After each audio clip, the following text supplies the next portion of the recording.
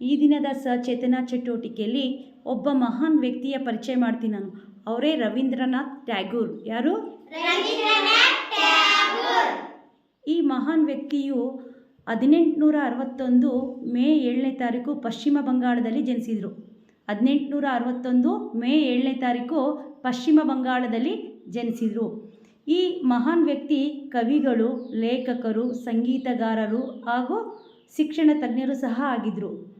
ಕವಿಗಳು, ಲೇಖಕರು, ಸಂಗೀತಗಾರರು, ಶಿಕ್ಷಣ ತಜ್ಞರು, ಪ್ರತಿಭಾವಂತ ವ್ಯಕ್ತಿ ಇವರು. ಇವರು ನಮ್ಮ ಭಾರತ ದೇಶದ ರಾಷ್ಟ್ರಗೀತೆಯನ್ನು ರಚನೆ ಮಾಡಿದರು. ನಮ್ಮ ಭಾರತ ದೇಶದ ರಾಷ್ಟ್ರಗೀತೆ ಯಾವುದು?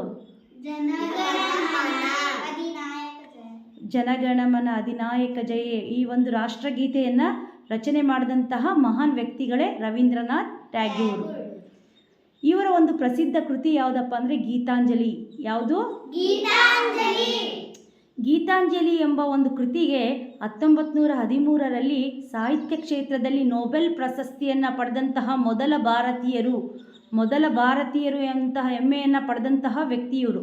ಏಷ್ಯಾ ಖಂಡದಲ್ಲೇ ಮೊಟ್ಟ ಮೊದಲ ಬಾರಿಗೆ ನೊಬೆಲ್ ಪ್ರಶಸ್ತಿ ಪಡೆದಂತಹ ಭಾರತೀಯರು ಯಾರಪ್ಪ ಅಂದರೆ ರವೀಂದ್ರನಾಥ್ ಟ್ಯಾಗೂರ್.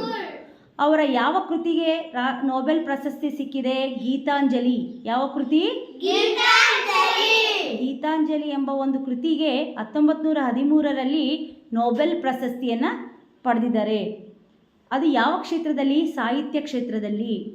ಅದೇ ರೀತಿ ರಾಷ್ಟ್ರಗೀತೆ ರಾಷ್ಟ್ರಗೀತೆ ದಿನಾಲು ಪ್ರತಿನಿತ್ಯ ಹೇಳ್ತಿರಲ್ಲ, ಎಷ್ಟು ಅದಕ್ಕೆ ಸಮಯ ತೆಗೆದುಕೊಳ್ಳುತ್ತೆ ಅಂದರೆ 52 ಸೆಕೆಂಡ್. ಎಷ್ಟು? 52 ಸೆಕೆಂಡಲ್ಲಿ ನಾವು ರಾಷ್ಟ್ರಗೀತೆನ ಹೇಳ್ತೀವಿ. ಎಲ್ಲರೂ ಗೌರವ ಕೊಡಬೇಕು. ರಾಷ್ಟ್ರಗೀತೆ ಹೇಳಬೇಕಾದ್ರೆ ಎದ್ದು ನಿಂತು ಗೌರವವನ್ನು ಕೊಡಬೇಕು. ಅದೇ ರೀತಿ ಇವರು ಒಂದು ಶಾಂತಿ ನಿಕೇತನ ಅಂತ ಹೇಳಿ ಒಂದು ಶಿಕ್ಷಣ ಸಂಸ್ಥೆಯನ್ನು ಸಹ ಇವರು ಸ್ಥಾಪಿಸಿದರು. ಎಷ್ಟರಲ್ಲಿ ಅಂದರೆ 1901ನೇ ಇಸ್ವಿಯಲ್ಲಿ.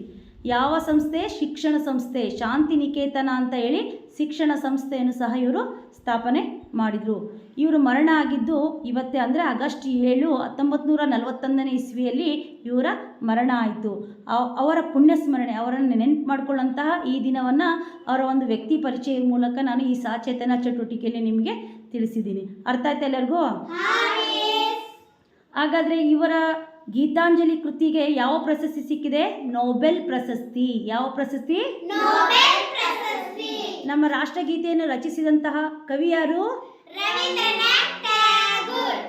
ರಾಷ್ಟ್ರಗೀತೆಯನ್ನು ಹಾಡಲು ಎಷ್ಟು ಸಮಯ ಬೇಕು? 52 ಸೆಕೆಂಡ್. ರಾಷ್ಟ್ರಗೀತೆ ಹೇಳಬೇಕಾದ್ರೆ ಎಲ್ಲರೂ ಗೌರವ ಕೊಡ್ತೀರಾ ಅಥವಾ ಗೌರವ ಕೊಡಲ್ವಾ?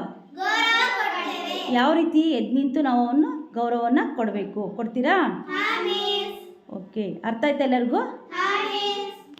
ರಾಷ್ಟ್ರಗೀತೆಯನ್ನು ನಮ್ಮ ಭಾರತ ದೇಶವು 1950 ಜನವರಿ 24ನೇ ತಾರೀಕು ಇದನ್ನು ಅಂಗೀಕರಿಸಿತು. ನಮ್ಮ ಭಾರತ ದೇಶ ಇದು ರಾಷ್ಟ್ರಗೀತೆಯನ್ನು ಅಂಗೀಕರಿಸಿದಂತಹ ಇಸ್ವಿ ಯಾವುದಪ್ಪ ಅಂದರೆ 1950 ಜನವರಿ 24ನೇ ತಾರೀಕು. ಅರ್ಥ ಆಯ್ತಾ?